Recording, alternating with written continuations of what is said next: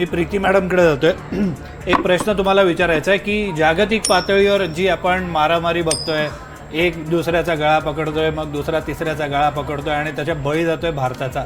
अशा वेळेला भारताने जे आज अर्थसंकल्प सादर केला, काय त्याला एज मिळेल या सगळ्या मारामारीमध्ये? बघा, सगळ्यात महत्त्वाचं आहे की या ओव्हरऑल जर आपण बजेट बघितलं तर याच्यामध्ये सरकारचा जो फिस्कल डेफिसिटचा प्रुडन्स आहे ना, तो खूप चांगला आहे. आणि त्यांनी आधीच याच्यावर भर दिला होता की ज्या वेळेस तुम्ही समजा तुमचं बॉरोईंग कमी असेल आणि तुमचं फिस्कल डेफिसिट हे चांगल्या पद्धतीने तुम्ही हँडल केला तर देशावरचा बराचसा भार कमी होतो.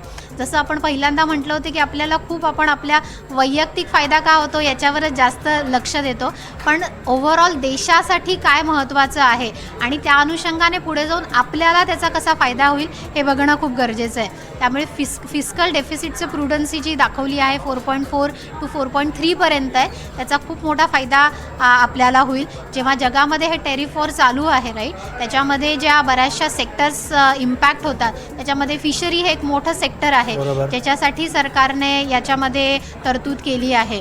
त्यामुळे पायाभूत सुविधा किंवा असे खूप सारे सेक्टर असतात की जे डायरेक्टली आपल्यावर इम्पॅक्ट करत नसतात राईट.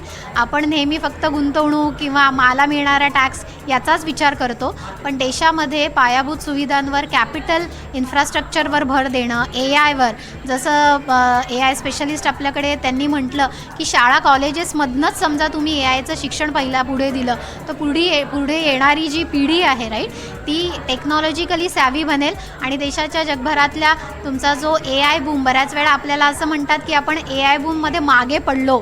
आपण हे जेव्हा सर्व्हिसबद्दल तुम्ही म्हणतात, आपण सर्व्हिस प्रोव्हायडरच राहिलो आहे. आपण कधी इनोव्हेशनवर त्याच्यावर तेवढा भर दिला नाही किंवा आपल्याकडनं असे कुठल्या कंपन्या किंवा प्रोडक्ट निघतील ते जगभरात त्याचा उपयोग होईल याच्यावर आपण खूप कमी लक्ष दिलं. तर ह्या सगळ्या गोष्टींचा जेव्हा सरकार विचार करतं तेव्हा दीर्घकालीन याच्यावर योजना जे तुम्ही करता ना, त्याचा ओव्हरऑल आपल्याच इन्कमवर, चांगल्या जॉब क्रिएशनवर खूप फरक पडत असतो.